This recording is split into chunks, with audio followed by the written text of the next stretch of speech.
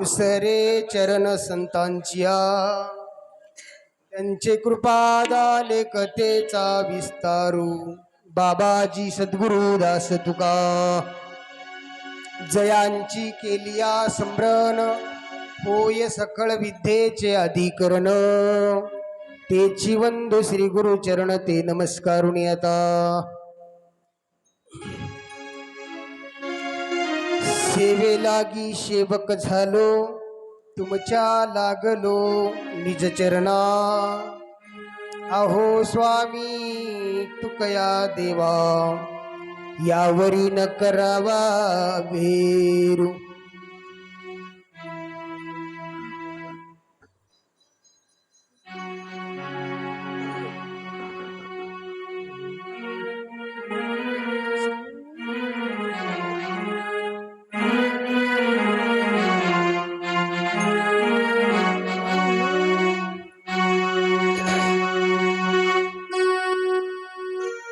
प्रथम नमन करू गणनाता उमाशंकराच्या सुता शरणावरी माता साष्टांगी आता वंदितो दुसरे नमो सारजा जे चतुराननाची आत्मजा वाचा शुद्धी पावेल सजा तिच्या चरणी माझा दंडवत प्रस्तुत अखंड हरिनाम सप्ताहातील हा 6वा दिवस आहे. उद्या 7वा दिवस म्हणजे आपल्या सप्ताहातील शेवटचा दिवस आहे. आता एक उद्याच्या दिवस आपली कथा राहिलेली आहे आणि आज या 6व्या दिवसाला आरंभ करण्यापूर्वी आमचे या ठिकाणी जे साममंच उपस्थित आहे आदरणीय हरिभक्त परायण आमच्या सुनीताताई धर्माबादकर तसेच आमचे रामभाऊ कारलेकर आणि आमचे मृदंगाचार्य हरिभक्तपरायण नामदेव महाराज पांचाळ आणि आमचे दिगंबर शेळके दुगावकर आणि आमच्या येथील हरिभक्तपरायण जगन्नाथ महाराज पांढरे हरिभक्तपरायण गोविंदराव पाटील डांगे तसेच आमचे साऊंड सिस्टीमचे मालक अवधूत पाटील अंबर्डे आणि आमच्या चॅनलचे शूटिंग मास्टर तेही अवधूत पाटीलच आहेत तोरणेकर आणि आमचे माऊली शंकर माऊली आदरणीय शंकरराव पाटील तोरणेकर हे देखील आज उपस्थित झालेले आहेत. या सर्व मंडळींच्या प्रथमतः त्यांचा आभार व्यक्त करून त्यांना धन्यवाद देऊन कथेकडे वळण्याचा प्रयत्न करतो. आजचे यजमान आमचे प्रभाकर पाटील पांढरे सपत्नीक या ठिकाणी असणारी ग्रंथांची संतांची पूजा केलेली आहे त्यांच्या सुद्धा त्या ठिकाणी असणारा आभार व्यक्त करतो. तुम्हा सर्व मायबापांचं माता भगिनींचं सर्व गावकऱ्यांचा आभार व्यक्त करून आज 6व्या दिवसाला या ठिकाणी असणार मी आरंभ करणार आहे. आवाज बरोबर याला का घुमाला मला तर काही समजणं चाललंय कसं लागलं आज हे लागलं नाही बरोबर बरं याला बघा घुमालय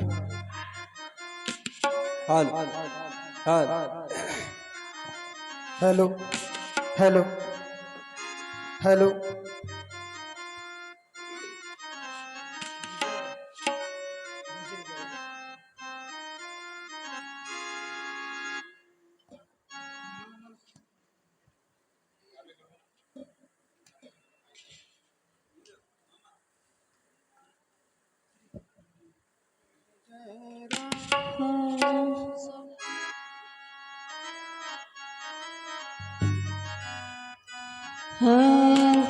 श्रीराम जय राम जय जय राम श्रीराम जय राम जय जय राम श्रीराम जय राम जय जय राम श्रीराम जय राम जय जय राम श्रीराम जय राम जय जय राम श्रीराम जय राम जय जय राम श्रीराम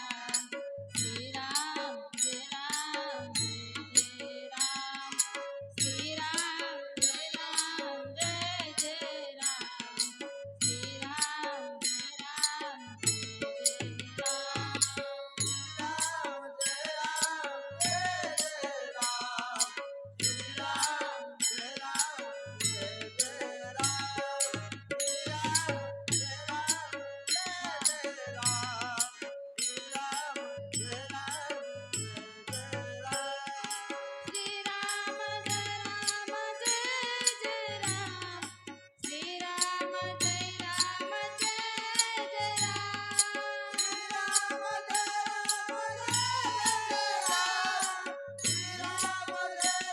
जय राम जय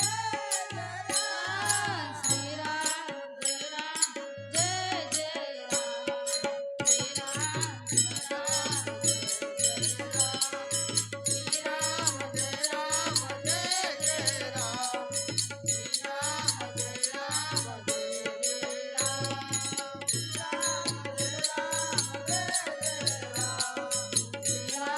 जय राम जय राम श्रीराम जय राम जय जय राम श्रीराम जय राम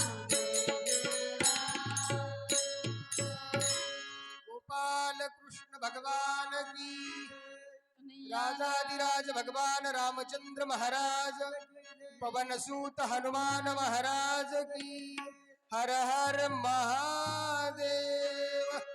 अवधूत चिंतन श्री गुरुदेव दत्त सद्गुरुनाथ महाराज की।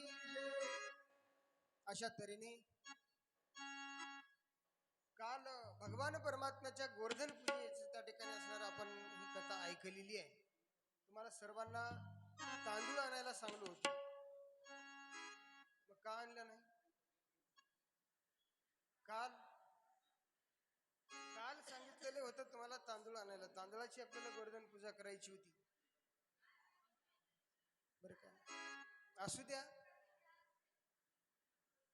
पण आज मात्र आज आपल्याला भगवान परमात्म्याच्या विवाहापर्यंत ही कथा पाहायची आहे. हा भगवान परमात्मा गोकुळात त्या ठिकाणी असणारा क्रीडा करू लागलेला आहे, आणि क्रीडा करीत असताना त्यामध्ये अद्भुत असे पराक्रम देवांचे त्या ठिकाणी असणाऱ्या लोकांना पाहायला मिळाले. नुसती लीला केली नाही देवांनी, देवांनी पराक्रम केले. काल आपण बघितले काही क्रांती सुद्धा देवांनी केलेली आहे. भगवान परमात्मा 8 वर्षाचे झालेले आहेत, आणि 8 वर्षाचे झाले असताना भीतीने खेळू लागले, चोऱ्या करू लागले, चोऱ्या करू लागले. देवानी दुधाची लोण्याची चोरी केली नाही, त्याचबरोबर त्याच्यासोबत चित्ताची सुद्धा चोरी केलेली आहे. देव हा चित्त चोर आहे,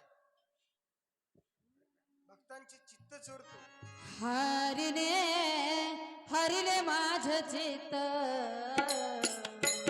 या हरिले हरिले माझ चित्त,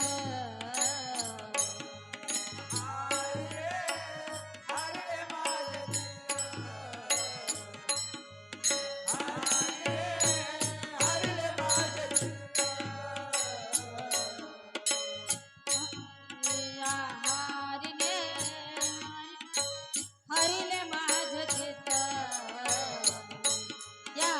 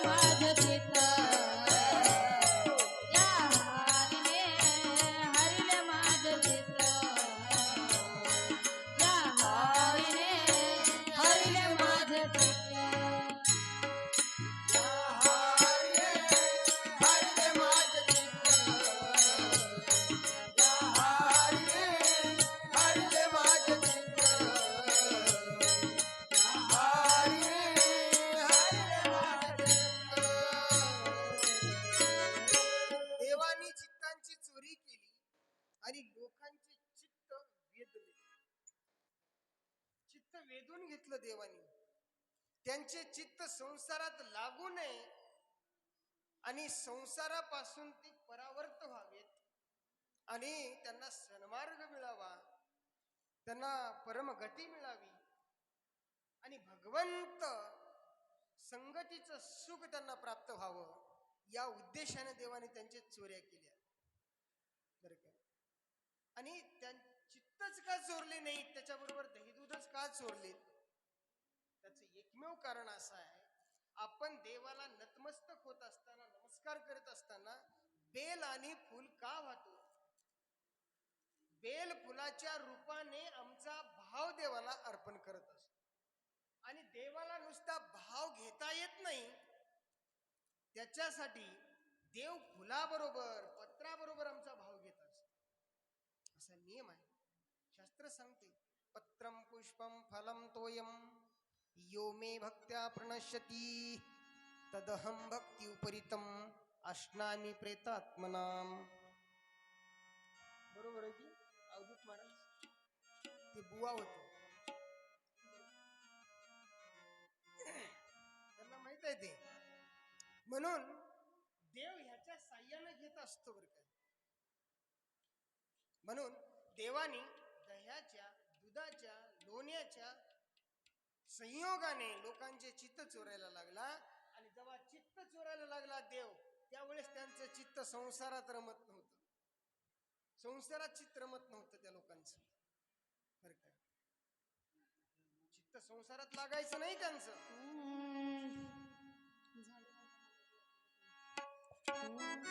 झाले बदनाम देवा तुझ्या पायी, झाले बदनाम देवा तुझ्या पायी, चित्त संसारी लागत नाही,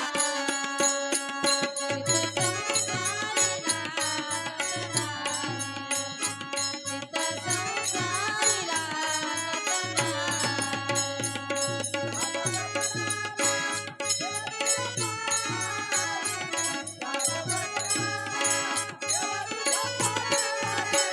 चित्त संसारी लागत हरी बोल.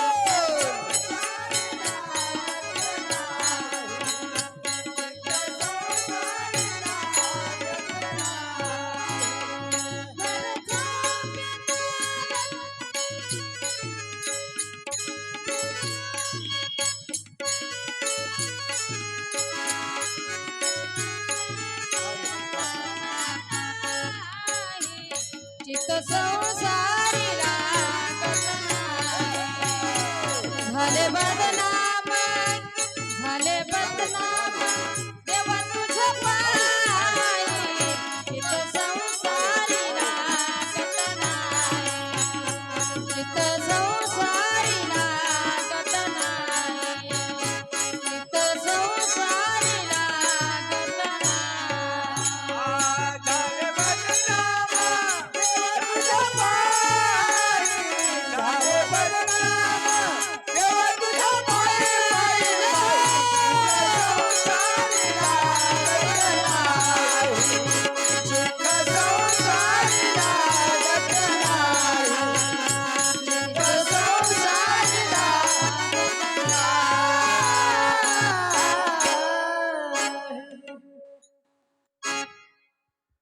बदनाम झाल्या सर्व गोपिका.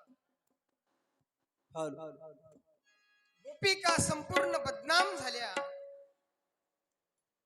झाले बदनाम देवा तुझ्या पायी, तुझ्यामुळे आम्ही बदनाम झालो. आता काय करायचं? केवढं धर्म संकट आमच्यावर पडलेलं आहे. संसाराकडे फिरावं तर संसार करावा तर संसारात जीव लागत नाही. आणि तुझ्याकडे यावं तर लोक नावं ठेवायला लागली. काय करावं? फार मोठा प्रश्न त्यांच्या समोर उभे राहिला. आणि सर्व गोपी देवाला या ठिकाणी भांडायला लागलेले आहेत. काय करावं देवा? हे कृष्णा, हे माधव, तुझा नाद, तुझा छंद आम्हाला लागलेला आहे. तुझ्या संगतीचा नाद, तुझ्या चरणाचा नाद आम्हाला लागलेला आहे. काय करावं? कसं करायचं असं त्या म्हणू लागल्या. आणि भगवान परमात्मा सर्व गोपिकांचं मन जिंकून घेतलं. नुसतं गोपिकांचंच नाही, गोपांचं सुद्धा. बरं का, गोकुळवासी लोक संपूर्ण देवावर प्रेम करू लागले. सगळे आनंदल्या नर नारी सांगत असताना जगद्गुरु तुकोबारायांनी बरं काय, भगवान परमात्म्यावर सगळे लोक, भगवान जन्माला आले की सगळेच लोक त्या ठिकाणी आनंद उत्सव साजरा करायचे केलेले आहेत. आणि भगवान परमात्म्याला फार प्रेम केले लोकांनी देवांवर. आणि अशा प्रकारचा असणारा हा गोकुळातला त्या ठिकाणी असणारा प्रसंग आहे. आणि असा प्रसंग त्या ठिकाणी असणारा चालत होता. वेगवेगळ्या गोपी त्या ठिकाणी सकाळी सकाळी देवाला देवाचे गाराणे घेऊन ते यायच्या, यशोदेला सांगायच्या आणि त्या भांडणाच्या उद्देशाने यायच्या आणि कृष्णाचं दर्शन घेऊन जायचे. एक गोपी त्या ठिकाणी महाराज, वा वा, धन्यवाद धन्यवाद, खूप सुंदर. एक गोपी आली आता तर.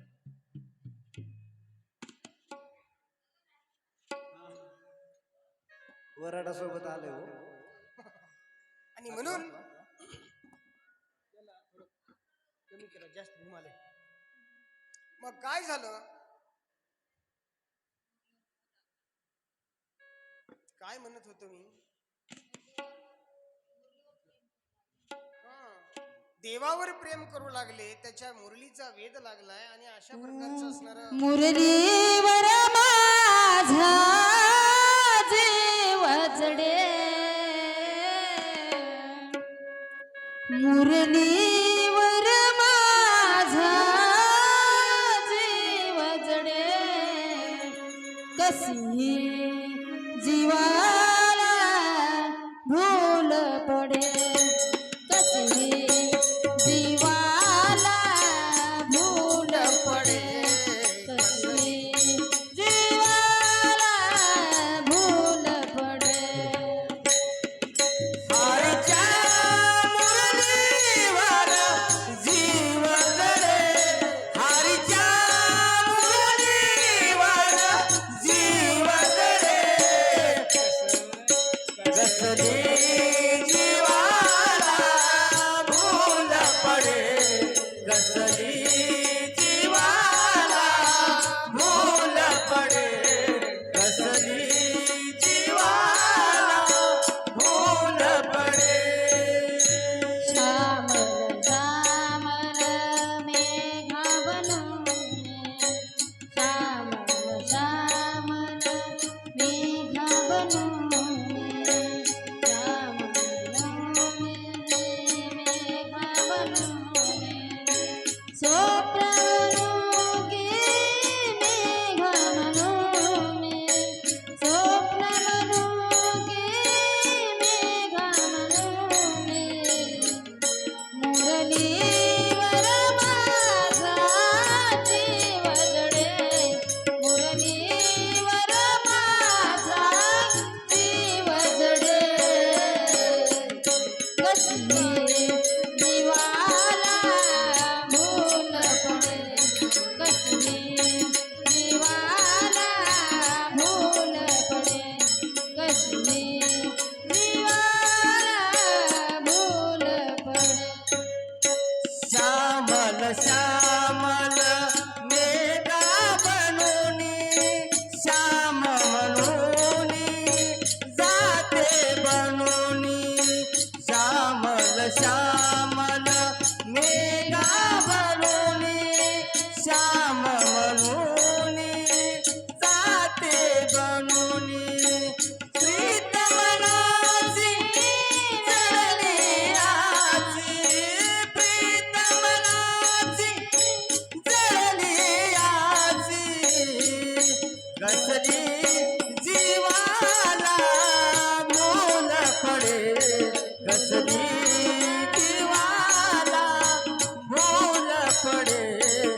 कसली जीवाला भूल पडे हरीच्या मुरलीवर प्रीत जडे हरीच्या मुरलीवर प्रीत जडे कसली जीवाला भूल पडे कसली जीवाला भूल पडे कसली जीवाला भूल पडे कसली जीवाला भूल पडे. आणि असं भुलून टाकून दिले गोपिकांना, अगदी भुलून गेलेले आहेत. कधी काय करावं हे देखील त्यांना त्या ठिकाणी असणारं समजेन असं झालेलं आहे महाराज.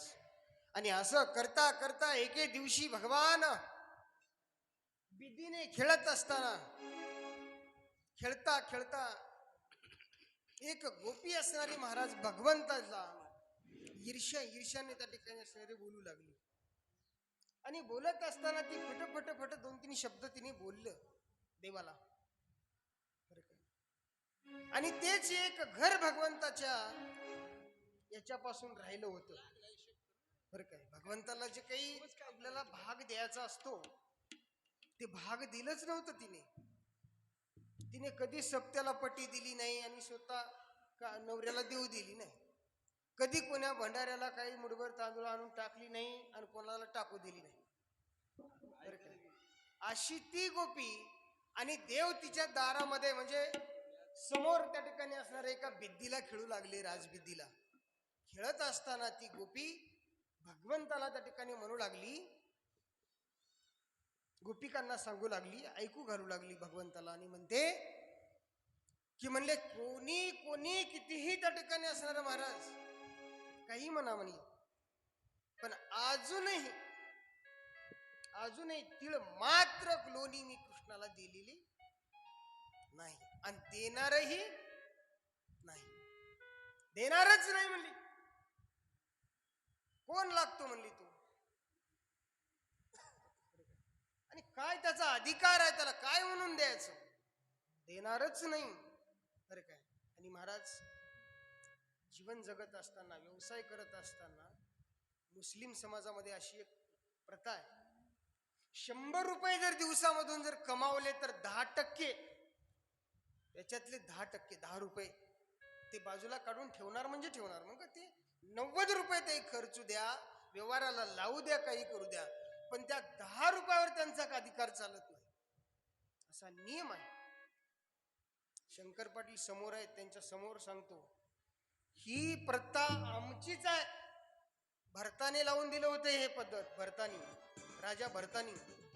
बरं काय, पूजनीय पांडुरंग शास्त्री आठवले म्हणतात, ही प्रथा त्यांनी लावून दिली होती, त्यांनी ही प्रथा लावून दिली होती महाराज. आणि त्या रीतीनं ते लोक अयोध्येचेच चालले. आणि म्हणून तर अयोध्या नावाचे जे शहर आहे आणि हे प्रभू रामचंद्राचे जे राज्य आहे, चौबाजूनी सक्षम झालं होतं, एवढा विकास झाला होता त्याचा. आपण सुद्धा ती प्रथा आपलीच आहे, लोक अवलंबालेत आणि आपण सोडून द्यायला मूळ वरच्यावर. कुठलीही पद्धत राहू द्या, आता विचार करा, कोणतीही पद्धत नवीन नवीन नवीन नवीन पद्धत निघू लागली आणि फक्त ते थुकून घ्यायचीच पद्धत.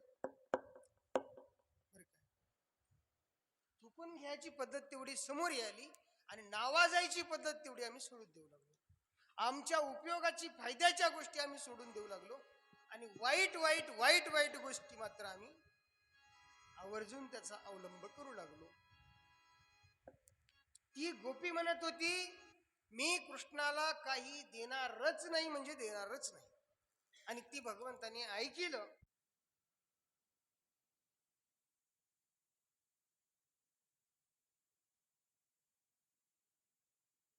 न दिसणारं रूप असं ते भगवंताचं रूप आहे. आणि ते रूप आतमध्ये मंगूस घेऊन गेलं. दोघं नवरा बायको एकांतात आहेत, झोपलेच. बरं काय, दिवसभर काबाड कष्ट केलेले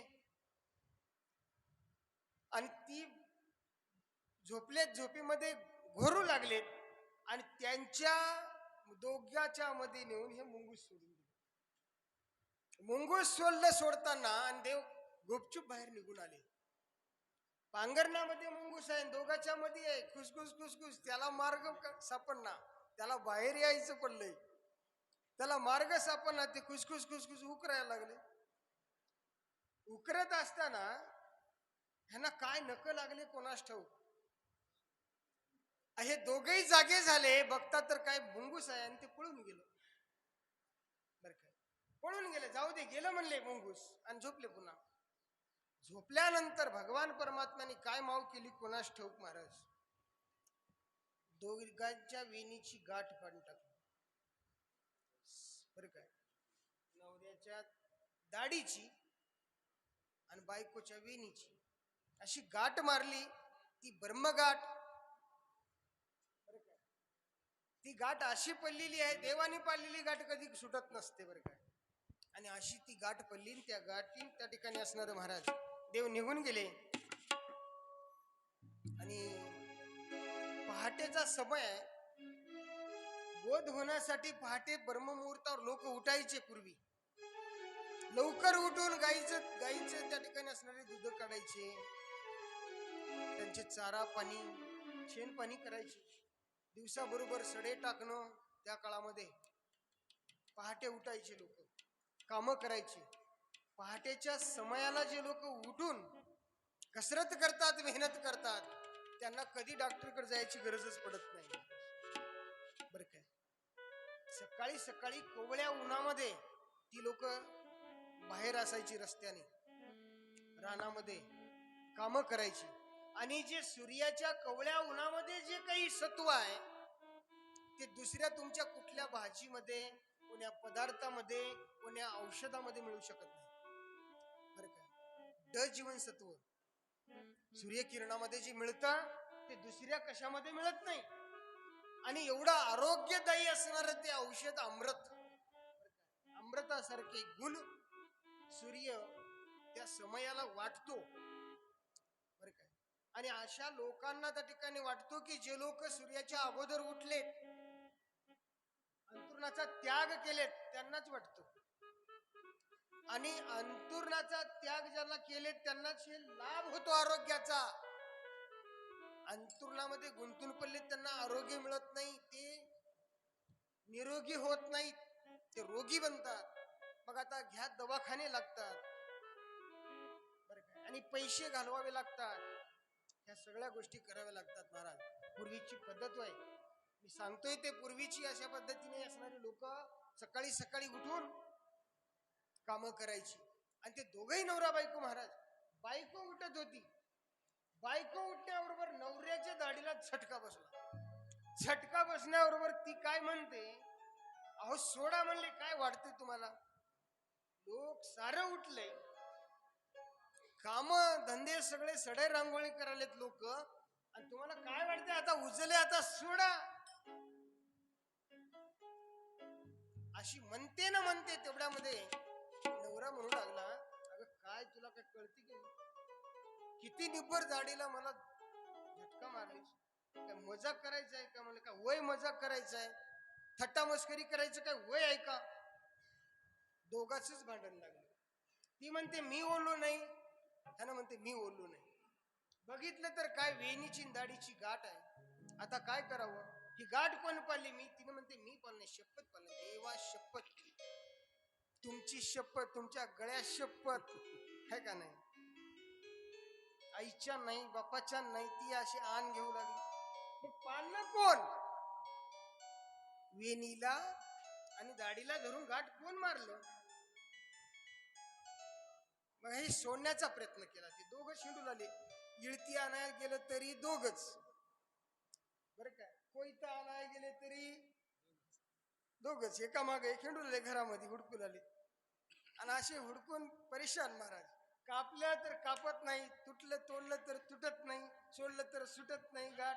आणि हे तरी नवरदेव हिंडून आले घरात. आणि असं परेशान झाले. शेवटी विचार केला, ही जी गाठ बांधलेली आहे ही गाठ सुटत नाही, ना तुटत नाही, ना कापत नाही, ना जाळलं तर जळत नाही. आता काय करायचं?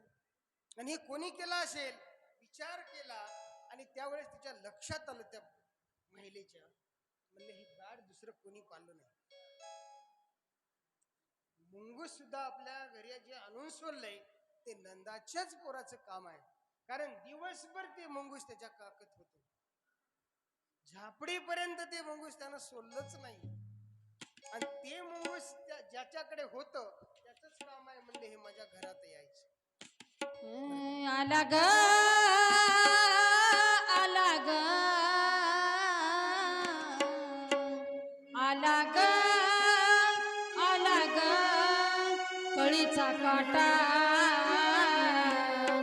गोकुळचा चोरटा आला ग बाई आला आला ग बाई आला आला ग बाई आला आला ग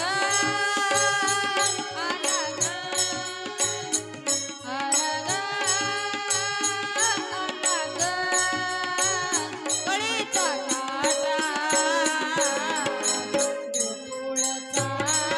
चोरटा आला ग बाई आला आला ग बाई आला आला ग बाई आला.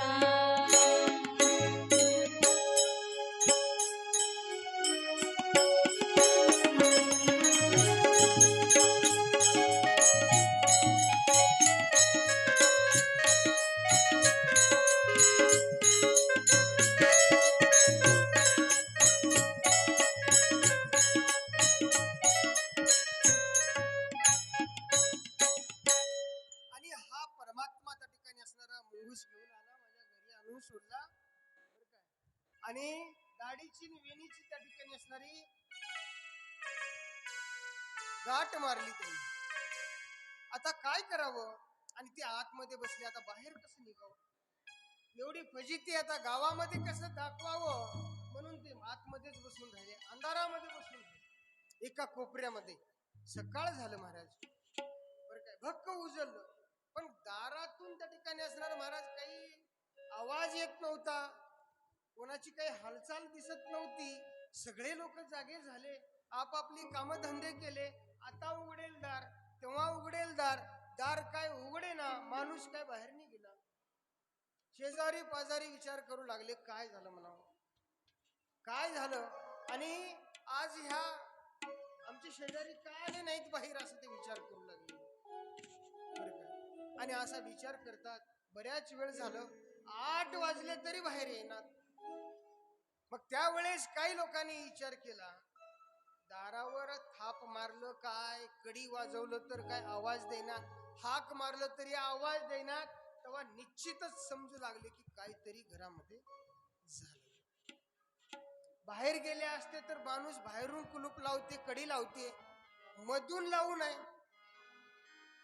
काय झालं असं, दोघंचे दोघं का कवड काढत असे काहीतरी झालं गड्या वाटलं बरं काय. आणि शेजारी पाजारी सगळे रस्त्याला जमा झाले. आणि आता काय करू म्हणले, कवाड मोडू म्हणले बरं का. मोडा म्हणले कवाड, फोडा म्हणले दार, आणि चला म्हणले मध्ये बघू.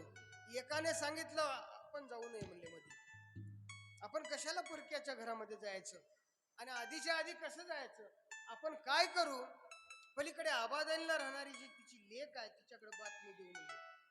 तिला जाऊन बातमी सांगितली ती एका पोराने महाराज.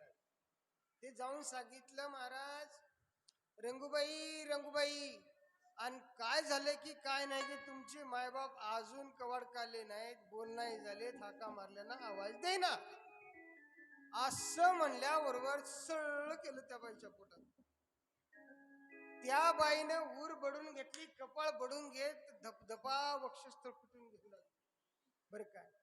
आता माझी माय काय झालंय बाबा, माय म्हणत आली, बोंबलं तिथून रडत कुठं आली, घरी आली. आणि घराजवळ येऊन तिने बघितलं तर खरंच कुलूप लावून आहे, लोक जमा झालं घरासमोर. आणि अशा समयाला त्या बाईनं सांगितलं, अरे काय बघता र, घर मोडा, ते कवाड मोडा बर का. कवाड मोडा म्हणल्याबरोबर एका तरुणाने कवाड मोडला, आतमध्ये घुसले. आणि आत घुसल्यानंतर मोरी कोणी होईना महाराज, समोर कोणीच होईना, तीच बाई, ती बाईलेक बर काय, ती समोर झाली. समोर झाली, या घरात त्या घरात, तिकल्या खोलीत, या रूम मध्ये, किचन मध्ये बघ, इकडे तिकडे सगळीकडे बघू लागली.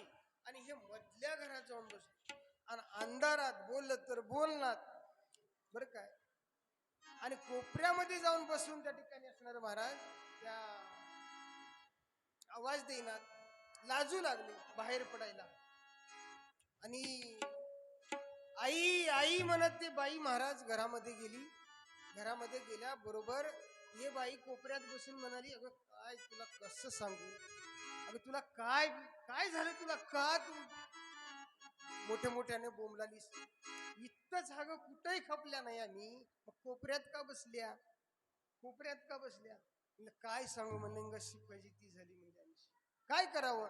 आणि बाहेर या बाहेर या, बाहेर आणले बरं काय. आता कशी झाली म्हणजे अशी झाली पाहिजे ती तशी झाली. आले बाहेर. बाहेर आल्यानंतर त्यांनी प्रयत्न केला, काही इलाज नाही. शेवटी नंदराजाकडे आले आणि नंदराजाच्या जवळ भगवान परमात्मा खेळत होते. सहज नुसती दृष्टी टाकली देवानी. काय टाकली? दृष्टी. नुसतं बघितलं तर गाठ आपोआप सुटून गेली बरं का.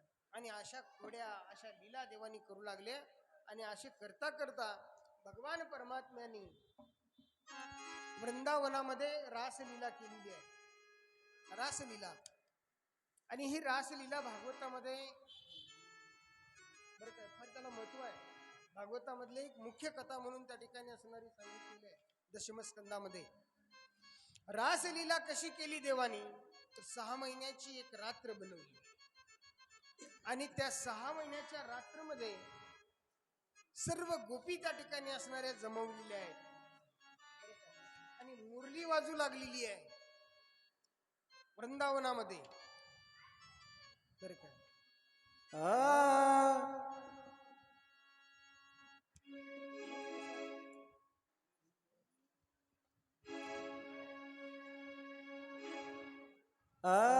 कशी जाऊ मी वृंदावना,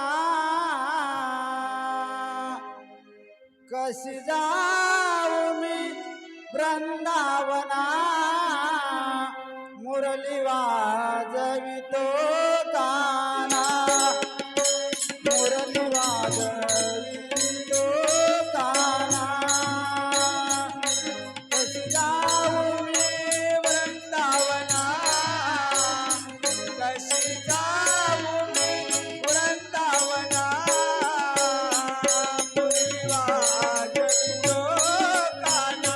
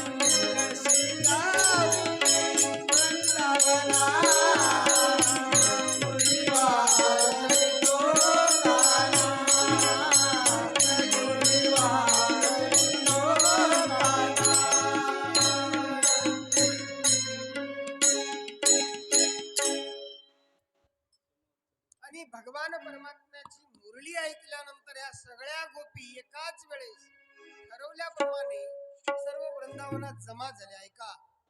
आणि जमा झाल्यानंतर या गोपी सर्व पाहिल्यानंतर भगवंतांनी सर्वांची सभा घेतली. पहिल्यांदा सभा म्हणजे बैठक घेतली, विचार घेतला. आणि भगवंतानी त्यांचा अवहेर केला. बरं काय, धिक्कारलं त्यांना. त्या भगवंताकडे आल्या असताना भगवंतानी सांगितलं, तुम्ही कशाला बोंबलायला आल्या म्हणले, इथे इथं काय आहे वृंदावनामध्ये, आणि तुम्ही आल्या कशासाठी? लेकर बाळ हे सगळे सोडून देऊन सासू सासरे नंदा जावा हे एवढा मोठा सखे ग वृंदावनी जाऊया, सखे ग वृंदावनी जाऊया, सखे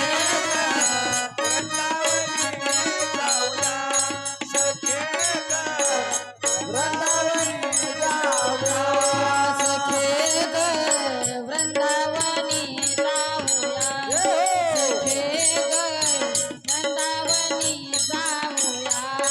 सखे ग वृंदावनी जाऊया, सखे ग वृंदावनी जाऊया. चलाया मुरलीधरा पाहूया, चलाया मुरलीधरा पाहूया, सखे ग वृंदावनी जाऊया, सखे ग वृंदावनी जाऊया, सखे ग वृंदावनी जाऊया. चलाया मुरलीधरा पाहूया, चलाया मुरलीधरा पाहूया, सखे ग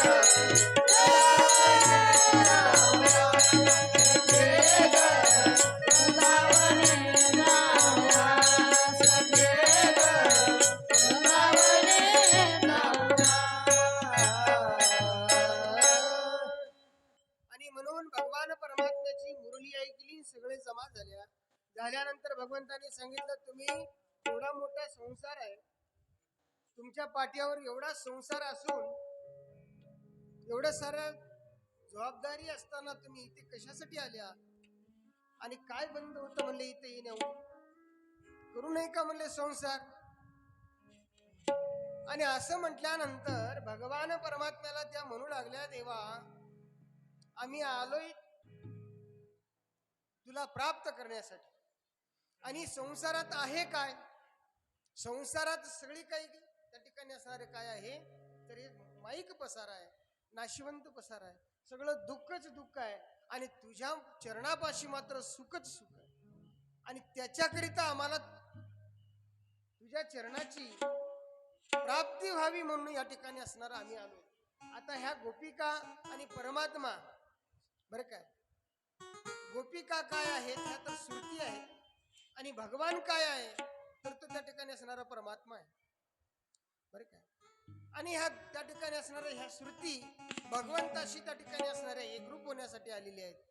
भगवंतांनी त्यांना सर्व गोपिकांना काय सांगू लागले, की तुम्ही ज्या आलात इथं काय मिळणार आहे, काही मिळत नाही इथे, त्याच्यासाठी तुम्ही जा संसारामध्ये रममान व्हा, आणि त्याच्यातच आपलं आयुष्य त्या ठिकाणी असणारं घालवा, बरं काय. आणि असं का सांगत होते देव, त्यांचा निर्धार पाहत होते, निर्धार पाहत होते महाराज. निर्धार कशासाठी लागतोय, भक्तीसाठी निर्धार पाहिजे, देवप्राप्तीसाठी निर्धार पाहिजे, उभं होत नाही, बरं काय. आणि त्यांचा त्या ठिकाणचा असणारा भाव, तो निर्धार पाहिला. त्यांनी सांगितलं, आम्ही आता घराकडे जाऊ शकत नाही, परत घराकडे जाणार नाही देवा, बरं काय. त्या म्हणू लागल्या, आता कैशी जाऊ घरा, नोहे बरा लौकिक देवा, आता घराकडे कसे जाऊ आम्ही, आणि घराकडे आहे तरी नेमकं काय, संसारामध्ये सुखच नाही, आम्ही काय घराकडे जाणार नाही देवा. संसार सुख मूळ चहूकडे इंगोळ, संसार दुःख मूळ चहूकडे इंगोळ, विश्रांती नाही कोठे रात्रंदिवस तमाळ, विश्रांती नाही कोठे रात्रंदिवस तमाळ, विश्रांती नाही कोठे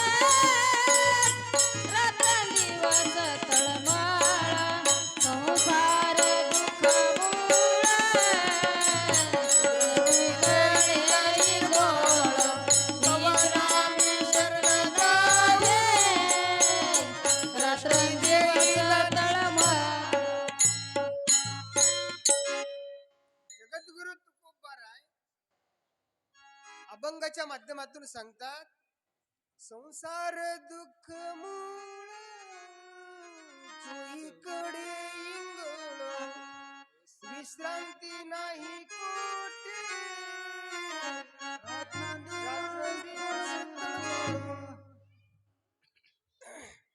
रात्रंदिवस तळमळ. काम क्रोध लोभ शून्य पाठी लागेले उडाळ. आणि हे अशा पद्धतीने हे शून्य म्हणजे कुत्री, बरं काय. काम क्रोधाला कुत्री म्हटले, घोडाळ म्हटले तुकोबारायांनी. आणि हे त्रास देणारी असणारी विकार आमच्या पाठीमागं लागलेले आहेत. आणि अशा पद्धतीने एवढ्या साऱ्या जाचणीमध्ये सुख कुठून मिळणार, म्हणून आम्ही काही घराकडे जाणार नाही, अशा गोपिका त्या ठिकाणी असणाऱ्या म्हणू लागल्या. आणि म्हणत असताना देवानी त्यावेळेस त्यांचा भाव पाहिला आणि भगवंताने वेगवेगळे रूप त्या ठिकाणी असणारे प्रगट केले. एक गोपी एक कृष्ण. आणि अशा पद्धतीने फेर धरून नाचू लागले महाराज, बरं काय, नाचू लागले. देवानी सर्व त्या ठिकाणी असणाऱ्या त्यांच्या ज्या इच्छा होत्या, बरं काय, आणि त्या गोपिकांच्या सर्व इच्छा पूर्ण केल्या, बरं काय. कोणाला कृष्णाला त्या ठिकाणी असणारा कोणी मित्र म्हणून भात होत, कोणी त्या ठिकाणी असणार बंधू म्हणून त्या ठिकाणी असणाऱ्या भगवंतावर प्रेम केल्या, कोणी त्या ठिकाणी असणारा महाराज प्रियकर म्हणून भगवंताला त्या ठिकाणी असणाऱ्या मानत होत्या. ह्या सगळ्याची इच्छा देवानी पूर्ण केल्या. कारण जैसा ज्याचा भाव, बरं का, तैसा त्याचा अनुभव, बरं का. जसा काही भाव ठेवला देवावर, तशा पद्धतीने देवाने त्यांच्या इच्छेची पूर्ती, बरं काय, पूर्ण केलेली आहे. आणि अशा रीतीने भगवान पूर्ण त्या ठिकाणी असणारी इच्छा झाल्यानंतर, बरं काय, त्यांना प्रत्येकाला वाटू लागलं होतं की आता भगवान माझाच आहे, असं गोपिकांना वाटत होतं. पण एकदा असं झालं की राधिकेला त्या ठिकाणी असणारा थोडासा अभिमान आला. राधिकेला वाटलं देव माझाच आहे. एका गोपीला राधिकेला त्या ठिकाणी भगवान परमात्म्याने खांद्यावर घेऊन वनामध्ये फिरून दाखवू लागले, अरण्याची शोभा दाखवू लागले, त्या वनाची उद्यानाची वेगवेगळे फुलं स्वतः देवानी त्या ठिकाणी गजरा तयार करायचा आणि वेणीला होऊ लागली. त्यावेळेस त्या गोपीला वाटलं आता देव माझ्यावर खरंच त्या ठिकाणी असणारा प्रेम करतोय, बाकीच्यावर करतच नाही, असं त्या गोपिकांना वाटू लागलं. आणि ते वाटू असं एवढंच नाही तर गोपी म्हणू लागली देव माझ्यावर अवलंबून आहे, बरं काय, असं तिनं वाटू लागलं. आणि देवाला कळालं, देवाने एकाएकी तिचा त्याग केले, अदृश्य झाले. त्यावेळेस त्या गोपी त्या ठिकाणी असणारी महाराज एवढी आरंभळून रडू लागली. गोपी इतकी रडू लागली, देवा म्हणले आता मला त्या ठिकाणी असणार तू दिस, कधी दिसशील, कधी दर्शन देशील, कधी माझ्याशी गुजगोष्टी करशील, मला क्षमा कर, बरं का. मला थोडासा अभिमान, देवाला अभिमानच त्या ठिकाणी असणारा सण होत नसतो महाराज, बरं का. देवाला अभिमान सण होत नाही. भक्तांनी केलेला अभिमान, एखादा अपराध केला तर देव पोटाशी घालेल, पदरात घेईल, पण अभिमान केलेले मात्र सण होत नाही. आणि अशा पद्धतीने गोपिकांच्या त्या वेळेस रास क्रीडा समाप्त झालेली आहे. भगवान परमात्मा त्या ठिकाणी असणार आता मोठे झालेले आहेत, तर काय, कंसाचे अनेक दैत्य त्या ठिकाणी असणारे मारलेली होती महाराज. कंसाला भीती धास्ती वाटत होती. कंसाने एके दिवशी असणारे विचार केला, आता ह्या लोकांना आपल्या घरीच बोलून घ्यावं आणि त्यांचा काटा काढावा.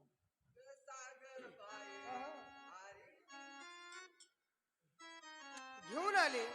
घेऊन कसं यायचं तर अक्रूराला पाठवून दिले. अक्रूर नावाचा एक सैनिक आहे, सेनापती आहे.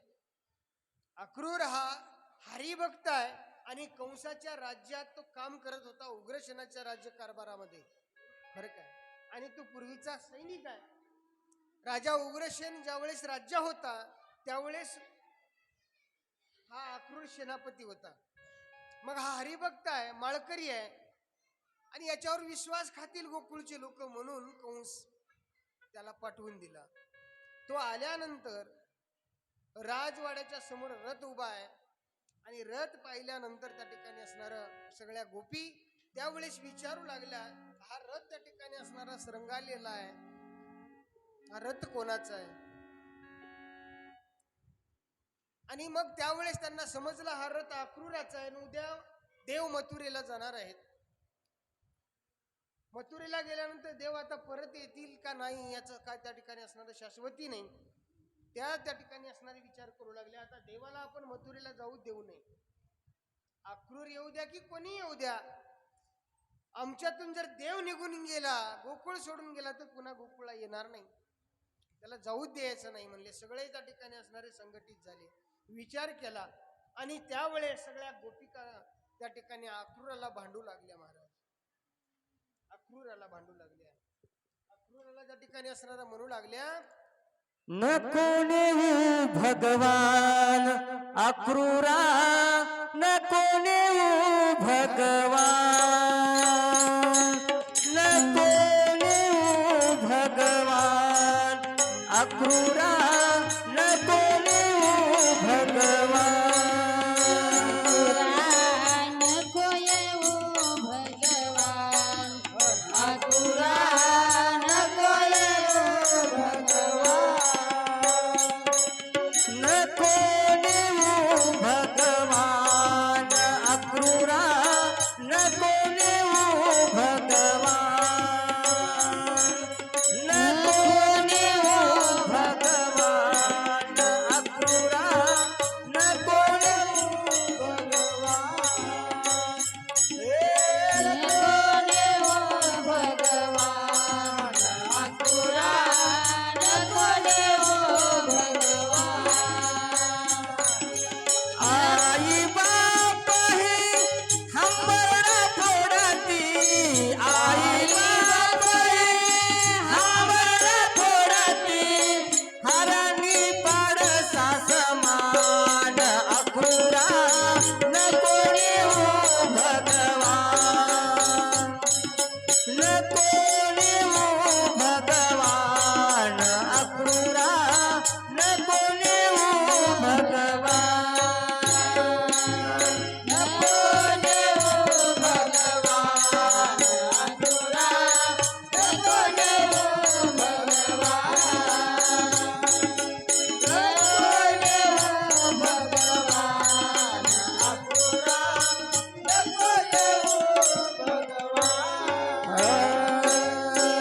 गवळणी साऱ्या किलबिल करती, गवळणी साऱ्या किलबिल करती, आमासी देव वरदान अक्रूरा, नको नेऊ भगवान, नको नेऊ भगवान अक्रूरा, नको नेऊ भगवान, नको नेऊ भगवान अक्रूरा, नको नेऊ भगवान, नको नेऊ भगवान अक्रूरा, नको नेऊ भगवान.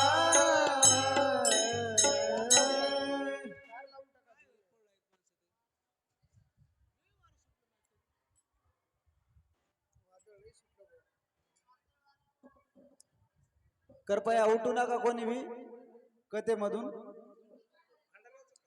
अण्णा खिडकी काढा, ते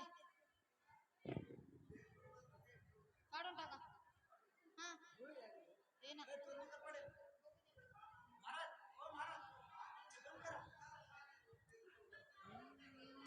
गोपाल कृष्ण भगवान की जय.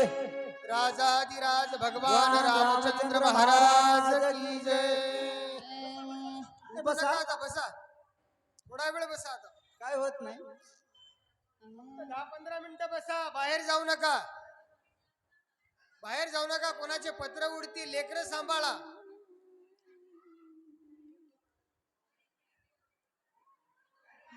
काय वाऱ्याचा होत जोर नाही, आहे. बसा.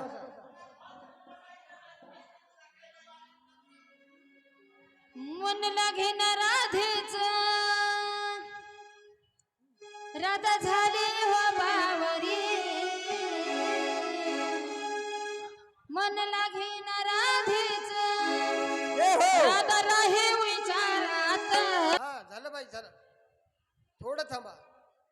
एक जण आता कृष्णाला आणा. रुक्मिणीला घाई आहे लग्नाची.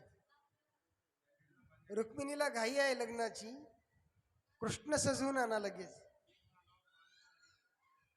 आणि भगवान परमात्म्याच्या रथासमोर असणाऱ्या भगवान परमात्मा रथावर बसलेली आहेत. आईची परवानगी घेतली. आपल्याला वेळ नाही, धावतं धावतं जाऊया बरं काय. आणि वातावरणही त्या ठिकाणी अनुकूल नाही बरं काय. उग्र रूप धरलेले वातावरणाने. तुमचाही जीव नाही ठिकाणावर, नाही आमचाही जीव नाही बरं काय. कृष्ण सजवायला सांगलेले होतं, रुक्मिणी सजवायला सांगलेलं होतं, सजी नाचलेत. काय सगळं मीच काढू बरं का, मीच करू काय सगळं. माझ्यानं काय काय करणं होते. कृष्ण सजवला नाही. जे काही सांगलंय त्या माणसानं ते काम केले तर बरं वाटतं काय का नाही. कालच सांगलीत की राधा कृष्ण सजवून आणा म्हणून. सजवायला अहो सांगलं. एवढं भाग्य कोणाला आहे? कोणा किती तुम्ही थीर बसल्या. एवढं भाग्य कोणाचं आहे? भागवतामध्ये लेकरू कृष्ण आहे. होणं म्हणलं तर. राहू द्या. आणि म्हणून असू द्या, जे आहे ते आहे.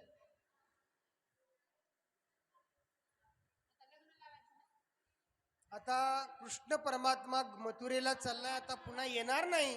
गोपिकांना त्या ठिकाणी असणारं महाराज सगळ्या गोपिकांना वाटायला लागलं. आणि त्यांनी काय केलं, रथासमोरच त्या ठिकाणी असणारं पडल्या लांब पडलेले आहेत. आणि म्हणले आता काय करा, इथूनच त्या ठिकाणी असणार आमच्या अंगावरून रथ घेऊन जा बरं काय. आमचा प्राणच घेऊन जा बरं काय. आमचा प्राण नेल्यासारखा होईल म्हणून नेऊ नकोस. नको नेऊ भगवान, नको नेऊ भगवान अक्रूरा. नको नेऊ भगवान वृंदावनीच्या सकळ जनाशी. देय वडे जीवदान अक्रूरा. नको नेऊ भगवान. विनंती करू लागल्या, पदर पसरू लागल्या. शेवटी रथाच्या समोर त्या आडव्या झालेल्या आहेत. भगवंतांनी सांगितलं मी परत येणार आहे, तुमची माझी भेट होणार आहे, मला माझं कर्तव्य करू द्या बरं काय. पुढची जी कार्य आहे ते मला करू द्या. म्हणून भगवंतांनी त्यांची समजूत काढली, सर्वांना परत पाठवून दिलं महाराज. पण राधा ऐकली नाही. राजाने सांगितलं, म्हणले देवा मला काही सांगू नकोस बरं काय, मी ते काही तुझं ऐकणार नाही. आणि राजाने मात्र महाराज वियोगच सणविना कृष्णाचा. त्यावेळेस राधाने स्वतःचा त्या ठिकाणी असणारा देह सोडला बरं काय. ती गुप्त झाली. राधा मात्र परत गोकुळाला आली नाही. ती भगवंताबरोबर गुप्त रूपाने मथुरेला निघून गेली. आणि भगवान परमात्मा मथुरेत गेले. आणि मथुरेत गेल्यानंतर पहिल्यांदा त्यांनी मामाची भेट घेतली. ते धनुष्य तोडलं बरं काय. जे काही धनुष्य ठेवलं होतं धनुर्यागासाठी, धनुष्य तोडून टाकून दिला बरं काय. आणि त्याच धनुष्याचे 2 तुकडे दोघा भावांनी घेतली, बलिरामानी कृष्णानी. सर्व राक्षसांना झोडीत, जे दुष्ट होते त्यांचा संहार करीत राजवाड्यात आले. अरे राज महालामध्ये त्यांनी प्रवेश केला, जिथे कंस बसलेला आहे, राज दरबार आहे. आणि त्या राज दरबारामध्ये भगवंतांनी गेले. भगवंताचा मावळा आहे, तो मामा आहे. आणि भगवंतांनी सुद्धा तिथे मर्यादा सोडल्या नाही, धर्म सोडला नाही. भाषाचं काम कसं असते, मावळ्याला पहिल्यांदा नमस्कार करावा नियम आहे. मामाकडे झुकून भगवंतांनी नमस्कार करण्यासाठी जवळ गेले असताना त्या संधीची फायदा घेऊन पहिल्यांदा त्या ठिकाणी असणाऱ्या कंसाने समशेर उजरली, तलवार उपसली आणि वार करतोय कृष्णावर. तोपर्यंत भगवंतांनी दोन्ही पाय धरले त्याचे आणि त्याला तिथून सिंहासनावरून ओढलं आणि आडवं पाडलं. उरावर बसले आणि भगवंतांनी एक त्या ठिकाणी असणारं मुष्टीघात, मुष्टीप्रहार कंसावर केला. एका बुकीला मारलं. आपल्या भाषेत सांगायचं झालं 9000 हत्तीचं बळ ज्याच्याकडे आहे त्याला एका बुकीत मारतोय, तर त्या मारणाऱ्याकडे किती बळ असेल. आणि असा शक्तिशाली भगवान कंसाचे 8 भाऊ मारले आणि त्याचे 4 प्रधान मारले, अंगरक्षक मारले आणि सगळ्याला मारल्यानंतर पहिल्यांदा काम काय केलं असेल देवानी, तर पहिल्यांदा त्यांनी बंदीखाना फोडला, बंदी शाळा फोडली. याचा अर्थ की आता तिथे गुन्हेगारच नाही, गुन्हेगाराचं कामच नाही, गुन्हेगार नाही याचा अर्थ तुरुंगवास नाही, तुरुंगाचं काय काम, म्हणून त्यांनी फोडून टाकली. मुक्त केलं महाराज उग्रसेन आणि देवकीला. बरं काय, वसुदेवाला देवकीला मुक्त केलं, उग्रसेनाची बंदीशाळा सोडली, राजालाही मुक्त केलं आणि राजाला त्या ठिकाणी असणार ते राज्यपद देऊन टाकलं. स्वतः काही घेतलं नाही देवानी, कशाचीच आशा ठेवली नाही. आणि मग तिथून भगवान परमात्मा वसुदेव देवकीची भेट घेतली, वसुदेव देवकीची सुटका केली. वसुदेवाने देवकीने त्या ठिकाणी असणाऱ्या कृष्णाला शांदीपन नावाच्या ऋषीकडे ठेवलं, जो ब्रह्मविद्येचा पुतळा आहे. आणि एवढा चतुर असणारा देव ज्याच्याकडे विद्या घ्यायला जातो ते ऋषी किती हुशार असतील, ऋषी किती ज्ञानी असतील महाराज. बरं का, अशा विद्वत्तेने नटलेले ऋषी त्यावेळेस त्यांच्याकडे भगवान परमात्मानी 60 दिवस विद्या घेण्यासाठी राहिले. त्यावेळेस गुजरातचा एक मित्र त्यांचा, त्याचं नाव सुदामा, बरं का, तो गुजरातचा आहे. आणि त्या गुजरातच्या मित्राबरोबर त्या ठिकाणी असणारे भगवंत शाळा शिकू लागले, विद्या घेऊ लागलेले आहेत. बलिराम दादा सोबत आहेत आणि असे ते 2-3 मित्र त्या ठिकाणी असणाऱ्या शाळेमध्ये राहत असताना त्यांची मैत्री झाली. आणि मैत्रीमध्ये त्या ठिकाणी असणारे ते बोलू लागले, आता शाळा संपत आली, विद्या अभ्यास घ्यायचं त्या ठिकाणी असणार, दिवस संपलेले आहेत, वर्ष संपलेले आहेत, डिग्री संपल्या, सगळं संपलं, आता घराकडे जायचं आहे. जात असताना भगवान परमात्म्याला सुदाम देव म्हणतात, देवा तुम्ही राजाची लेकरं, तुम्ही आता इथून राजा होणार आहात, आम्ही गरीबाची लेकरं, तुम्ही राजा झाल्यावर आम्हाला ओळख सुद्धा देणार नाही म्हणले देवा. कृष्णाने सांगितलं तसं नाही, माझे त्या ठिकाणी असणारे असे त्या ठिकाणी असणारे विचार नाहीत म्हणले, माझे दार सदा न कदा खुलं आहे म्हणले सगळ्यासाठी. बरं काय, आणि तुझ्यासाठी कसं काय त्या ठिकाणी असणार बंद राहील, कधी कधी महाराज त्या ठिकाणी असणार तुम्ही या, माझं दार खुलं आहे. बरं काय, सुदाम देवाला त्या ठिकाणी असणार सांगितलं. परमात्मा त्या ठिकाणी असणार गुरुदेवांचे 1 पुत्र मागितला होता महाराज गुरुमाईने, देवानी 5चे 5ही पुत्र त्यांची परत आणून दिले. देव परत आले, कुठं आले, मथुरेला.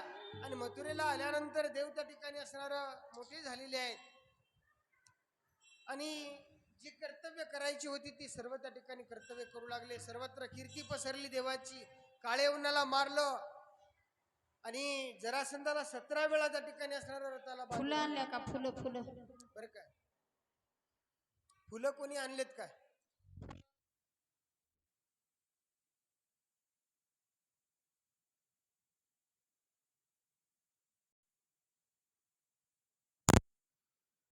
स्वतःच्या शरीरावर तिचा ताबा राहिला नाही आणि असा करत असताना ती एकाएकी त्या ठिकाणी असणारे जमिनीवर पडली.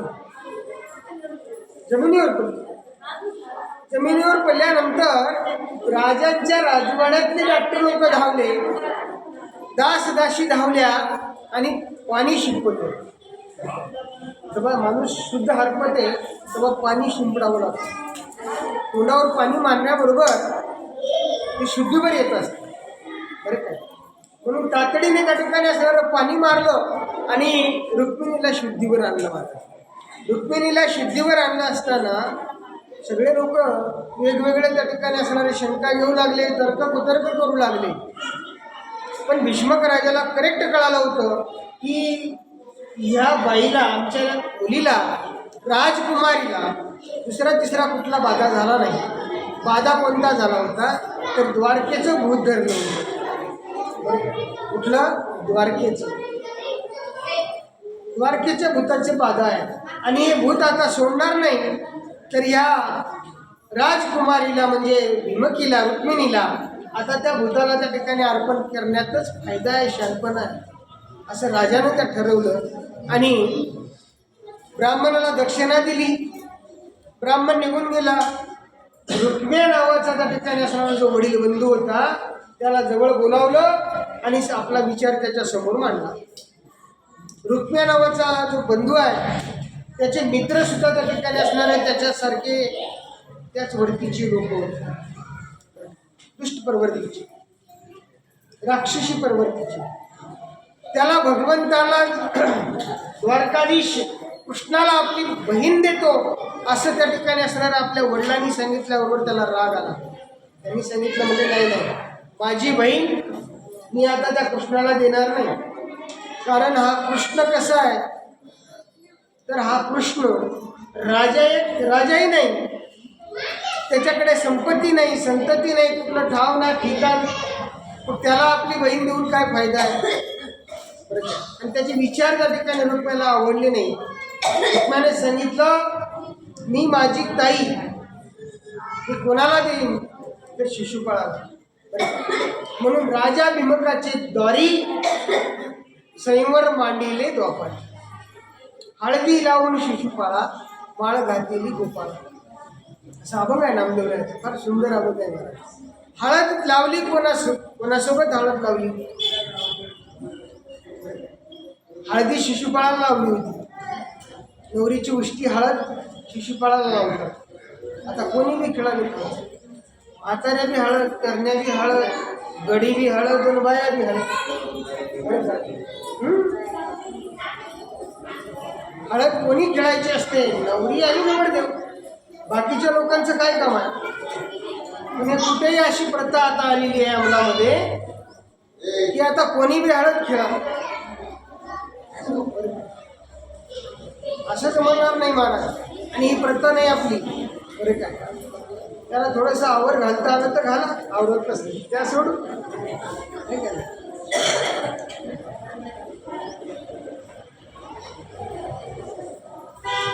आणि मग ही हळद त्या ठिकाणी असणारी शिशुपाळाला लावली होती. सर्व कार्यक्रम त्या ठिकाणी असणारा जमून आला होता, घडून आला होता, सगळं काही घडवलं होतं. बरं काय, हळदीचाही कार्यक्रम आटोपला होता. नवरीकडे नवरदेवाकडे सगळे परिवार त्या ठिकाणी असणारा ओराड जमा झालेला आहे. आणि अशा समयाला आता उद्याच लग्न आहे आणि उद्याच लग्न असल्यामुळे रुक्मिणीला चिंता लागलेली आहे. सोडून बसणं माईकावरच गाणार आहोत काय तुम्ही, सोडून बसणं.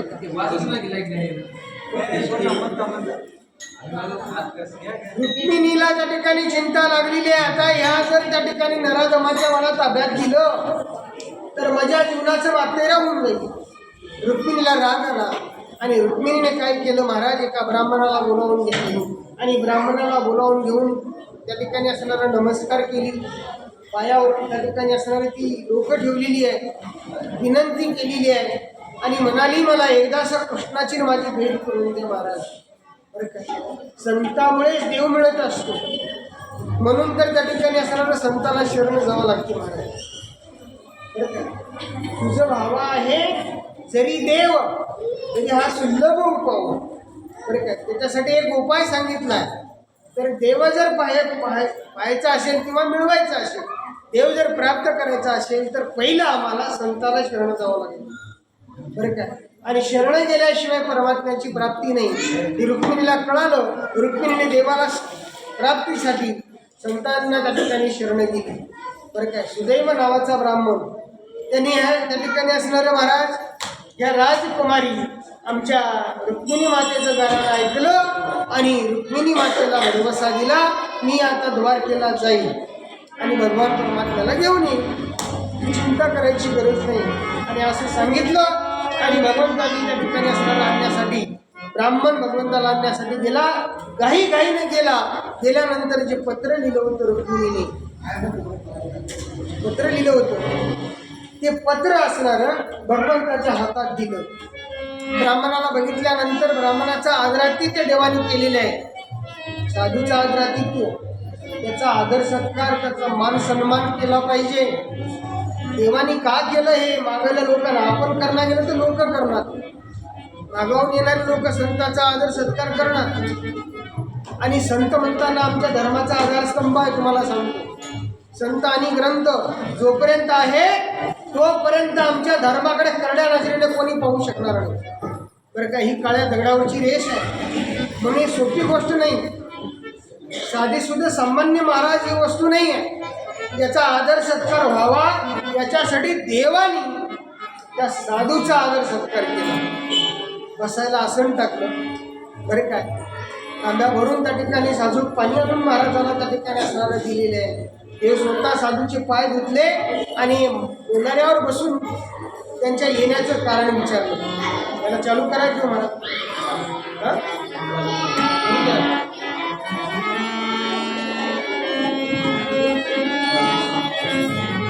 आणि आदराती ते करून त्या ठिकाणी पत्र वाचलं तर हे पत्र असणार कोणाचं होतं तर रुक्मिणीचं पत्र आहे. रुक्मिणीचा अधिकार नाही देवाला पत्र लिहायचा, पण लिहिली महाराज धाडस केली, धाडस करून लिहिली. बरं का, आणि असं पत्र वाचल्यानंतर देवाला त्या ठिकाणी असणारं गैवरून आलं महाराज, गैवरून आलं. देव त्या ठिकाणी असणारं त्यांचा हस्तभाव दाटून आला. देवाच्या डोळ्यावर धारा लावल्या आणि हे पत्र वाचल्यानंतर देवाने सांगितलं, म्हणले आता लगेच्या लगे आपण कोंढण्यपुराला, बरं काय, विदर्भ देशीच्या कोंढणपुराला निघूया. म्हणून दारुक नावाच्या सारथ्याला बोलावून घेतलं. कानोकान कोणालाच काही खबर या कानाची त्या कानाला कळू नये. आत्ताच्या आत्ता घोडे जपा. घोडे झुपले. दारुक नावाच्या सारथ्यानं रथ समोर आणला आणि ब्राह्मणाला त्या ठिकाणी असणाऱ्या रथावर घेतले देवी ब्राह्मणाला, आणि दोघंच बसून रातोरात सर्व मार्गक्रमण करून कोंढण्यपूरला आले. पण रुक्मिणीला त्या ठिकाणी राहावे ना महाराज, रुक्मिणीला राहावे. ती सतत गोपुरावर येऊ लागली. माड्या गोपुरावरून त्या ठिकाणी असणारा द्वारकेचा रस्ता न्याडू लागली. द्वारकेकडे पाहू लागली. तिला काही धीरच आवरे ना महाराज, रुक्मिणीला धीरच आवरे ना. म्हणून त्या ठिकाणी असणारी रुक्मिणी म्हणते, सागबाई हरी विन धीर धरून.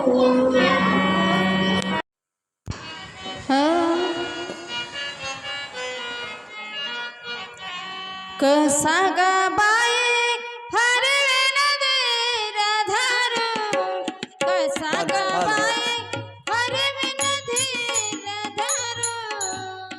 सागबाई हरविन धीर धरून, सागबाई हरविन धीर धरून. सागबाई हरवेन धीर धरून, कसा ग बाई हरवेन धीर धरून. सागबाई हरविन धीर धरून, सागबाई हरविन धीर धरून.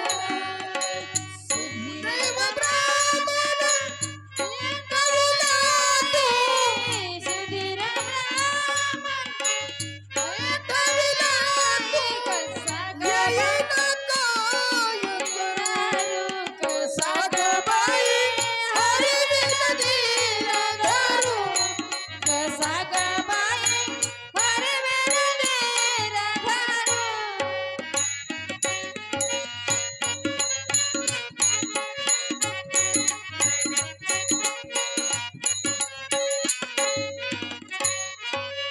सुदैव ब्राह्मण पाठविला तो येईना काय करू. कसा ग बाई, कसा ग बाई हरिविन धीर धरू. हरी वाचून मी धीर कसा धरू. सुदैव ब्राह्मणाला पाठवला, तो अजून आला नाही. रुक्मिणी माता त्या ठिकाणी असणार घाई करू लागलेली आहे. आणि अशा समयाला सुदैव नावाचा ब्राह्मण भगवंताच्या रथातून उतरला आणि अंबिकापुराला थांबलेल्या ब्राह्मणाला देवानी सांगितलं होतं, रुक्मिणी असणारी महाराज ती कासावी झाली असेल, जा भगवंत आलेत म्हणून त्या ठिकाणी असणारे तिला निरोप द्या. त्यावेळेस सुदैव नावाचा ब्राह्मण घाईघाईने आला आणि भगवान परमात्माचे निरोप तिला इशारा करून दिलेला आहे, मानेने इशारा केलेला आहे. बरं काय, मानेने इशारा केला आणि म्हणले भगवंत आले, काही चिंता करायची गरज नाही, अशा पद्धतीने सांगितलं गेलं. आणि भगवान परमात्मा आल्याची खबर गावामध्ये वाऱ्यासारखी पसरली, सर्वांनाच कळालं. आणि आता भगवंताला पाहिल्यानंतर जी काही हजारो वर्षापासून पिढ्याने पिढी चालत आलेली जी परंपरा आहे ती मोडण्याचा प्रयत्न केला महाराज भीष्मकाने. बरं का? कोणाने? रुक्मिणीने सांगितलं म्हणले आता चला घाई करा, तवरा करा, लवकरात लवकर नवरा नवरी स्टेजवर आणा. भीष्मकाने सांगितलं असं जमणार नाही. पहिलं काय आपला नियम आहे की अंबिकापुराला नेऊन भवानीचं दर्शन करून मग आपल्याला लग्नाला आणून नवरा नवरी उभे करायचे. आणि तसं जमणार नाही अंबिकापूरला नेऊ. आणि असं म्हटल्यानंतर त्याने सांगितलं अंबिकापूरला न्यायचं नाही, लग्न घडी निघून चाललेली आहे, लग्न घडीला महत्व द्या, लग्न घडीला महत्व द्या. आणि असं त्या ठिकाणी असणारा सांगू लागला. त्याने सांगितलं म्हणले हा मला समजलं म्हणले तुम्ही कशासाठी अंबिकापूरला नेत नाही, कारण तिथे कृष्ण आलेला आहे. बरं काय? आणि तो कृष्ण आलेला आहे आणि कृष्णाला भिवून तुम्ही असणाऱ्या ही परंपरा मोडण्याचा प्रयत्न करत आहात. पण ही परंपरा मोडू नका. त्यांनी सांगितलं आम्ही कृष्णाला भिवून म्हणत नाही, वेळेला महत्व द्या, मुहूर्ताला महत्व द्या महाराज. आणि हे मुहूर्त जर गेला तर त्या ठिकाणी असणारा काय फायदा आहे म्हणले. ब्राह्मणाकडे जाऊन जे मुहूर्त बघतो, वेळ पाहतो, वेळेला महत्व त्या ठिकाणी असणाऱ्या शास्त्रानं दिलेलं आहे. आणि ज्या वेळेला लग्न घडी असते महाराज त्यावेळेस 33 कोटी देवी दैवता त्यावेळेस प्रत्येवर येत असतात, अग्नी दैवता प्रत्येवर येत असते. आणि असा मुहूर्त त्या ठिकाणी असणारा साधलेला असतो. आणि हे मुहूर्त साधून ज्यांचे लग्न होतात, बरं का, वेळेवर लग्न जे लागतात ते आता पुन्हा त्या ठिकाणी असणाऱ्या करकऱ्याच लागत नाही त्या लग्नाच्या. म्हणून ते लग्न त्या ठिकाणी असणाऱ्या वेळेवर लावायचं आहे. त्यांनी सांगितलं कृष्ण आला म्हणून तुम्ही हे परंपरा मोडण्याचा प्रयत्न करता, पण अगोदर देवीकडे जाऊ द्या. बरं काय? अरे तुम्ही एवढे शूरवीर आहात, बरं काय, तुमच्या काय तलवारी वाण झाल्या काय? एका कृष्णाला भिवून त्या ठिकाणी असणाऱ्या हजारो वर्षापासून चालत आलेली परंपरा तुम्ही मोडण्याचा प्रयत्न करता. त्यावेळेस राग आला महाराज रुक्म्या नावाच्या भावाला. आणि त्याने सांगितलं म्हणले एका कृष्णाला भीतो आम्ही, काय करतो ते कृष्ण, चला म्हणले आता घेऊन जाऊ. आणि अशी पोलीस तैनात आहे, सोबत सगळा बंदोबस्त आहे, मागे पुढे सैन्य आहे. आणि पालखीमध्ये त्या ठिकाणी असणार नवरीला बसवलेला. आणि निघाली वरात महाराज अंबिकापूरला आल्यानंतर देवळाच्या समोर शिबिकेतून उतरलेली आहे. आणि उतरून त्या ठिकाणी असणारे पायातली वाहनं बाहेर ठेवलेली आहे. बरं काय? देवाकडे जात असताना नवरदेव असू द्या नवरी असू द्या महाराज, बरं काय, पायातली वाहनं मंदिराच्या बाहेर सोडायची असते. पण आता अशी पद्धत आहे की बुटासहित मंदिरावर चालले लोक. बरं काय? पायातली वाहनं काढली आणि मंदिरात गेली. मंदिरात गेल्यानंतर त्या देवीला हात जोडून प्रार्थना करते. दोन्ही त्या ठिकाणी असणारा महाराज आदिशक्ती, बरं काय, आतमध्ये बसलेल्या अंबिकेला ही आदिशक्ती विनंती करते, माय कृपा करून असणारा मला कृष्ण वर प्राप्त करून दे, असा आशीर्वाद दे.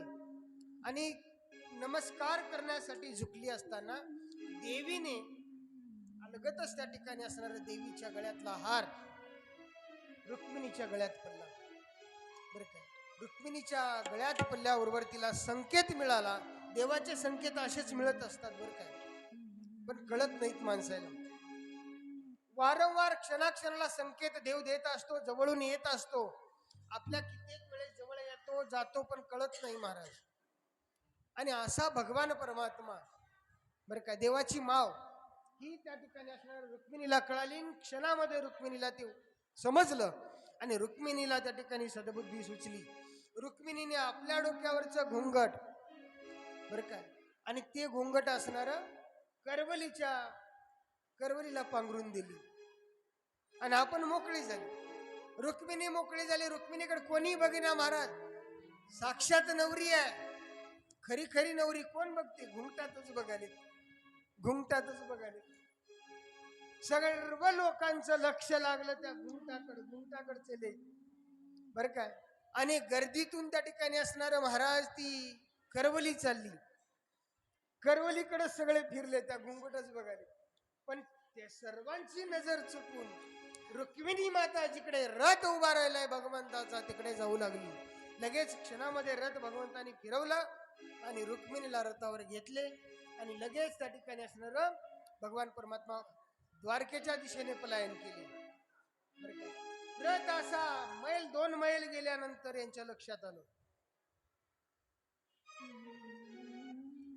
रुक्मिणी कशी होती, उंच नींच रुक्मिणी आहे. बरं का. आणि हे तर नवरी एवढीशी दिसू लागली. कसं झालं, नवरी होय तरी की बघा म्हणले, घोंगट उचललं तर काय करवली आहे. अरे म्हणले करवली घुकटात आहे तर नवरी कुठं आहे.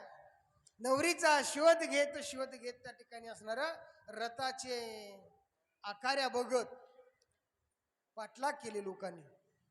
आणि भगवान परमात्मा त्यावेळेस बलराम दादाच्या सायाने ह्या सगळ्या लोकांचं फडशा पाडला, त्यांची खोड मोडली आणि रुक्मिणीला घेऊन माधवपूरला त्या ठिकाणी असणारे भगवान परमात्मा पोहोचले.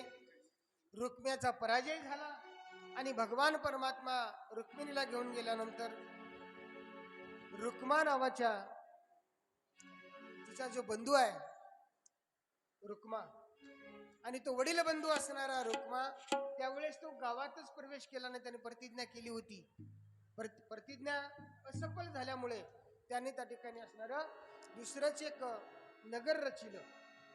बरं काय.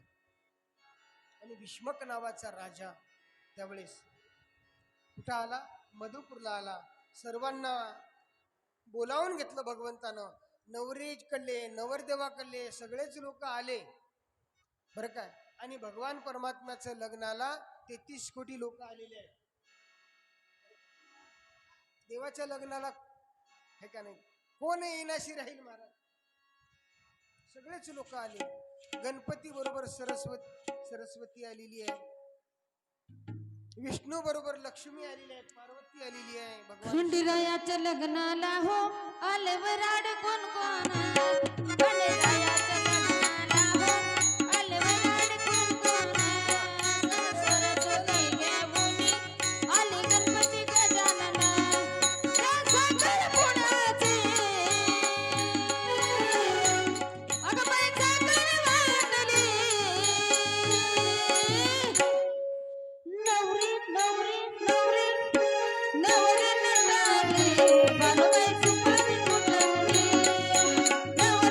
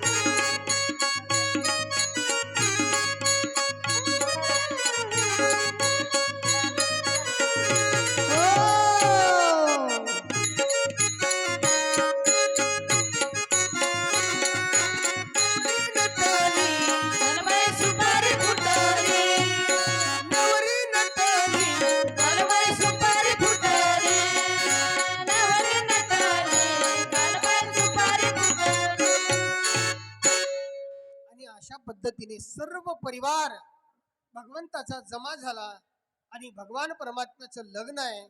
आता देवाचं लग्न म्हणल्यानंतर कोण येऊ शकत नाही महाराज, बरं काय. देवाच्या लग्नाला सगळे देव त्या ठिकाणी असणारा आपापल्या वाहनावर आरूढ झालेले आहेत आणि इथे कोंढण्यपूरला माधवपूरला आलेली आहेत. माधवपुरीला आले असताना ब्रह्मदेव अंतरपड धरलेला आहे. अक्षता वाटले का बरोबर महाराज, अक्षत देऊन टाका आम्हाला द्या पहिलं.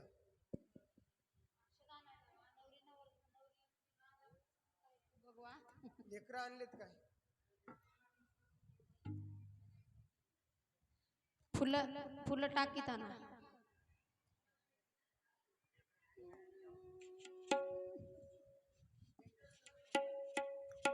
कोणी सजवलं असलं तर घेऊन या, आम्हाला सूचना द्या पुढे चालायचं.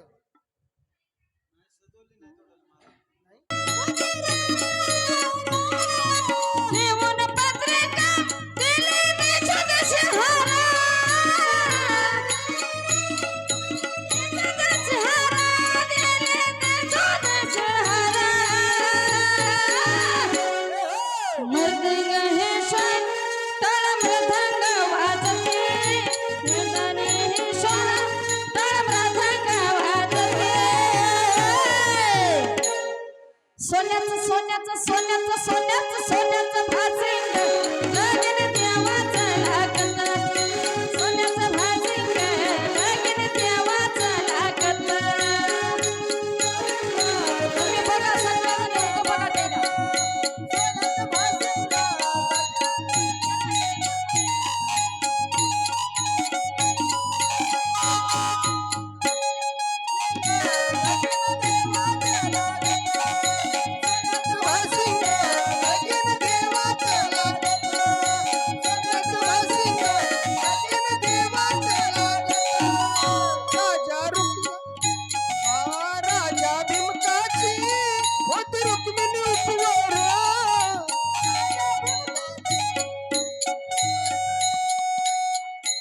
राजा भीमकाची होती रुक्मिणी उपवर.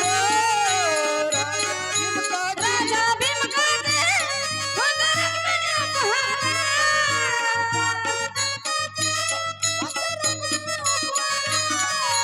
राजा भीमकाची होती रुक्मिणी उपवर. पायी पैंजनाला देवला साजते.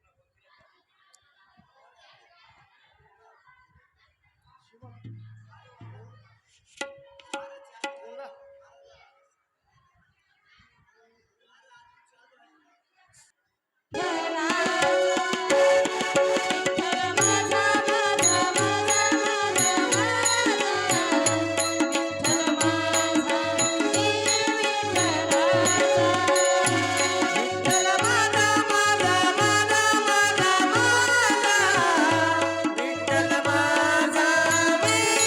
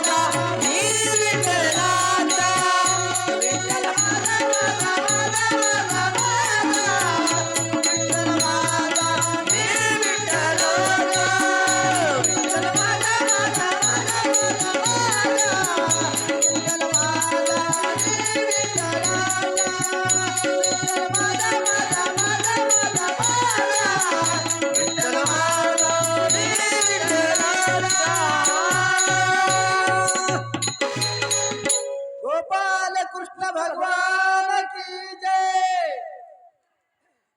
फुगडी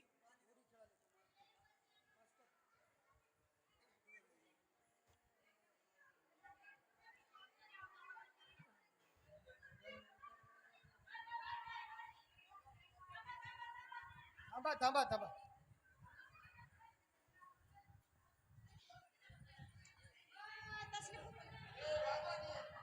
थांबा थांबा थांबा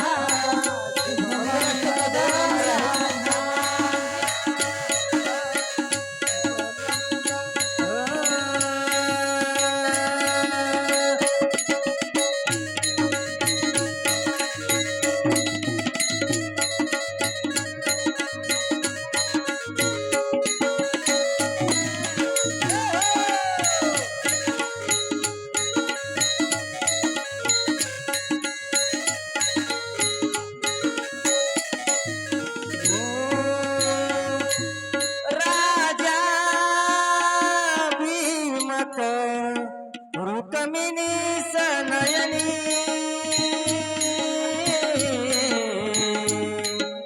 जे घोर चिंता करी ही कन्या सगुणावरा पवरा तुला देवी जे आता एक विचार से कृष्ण नवरा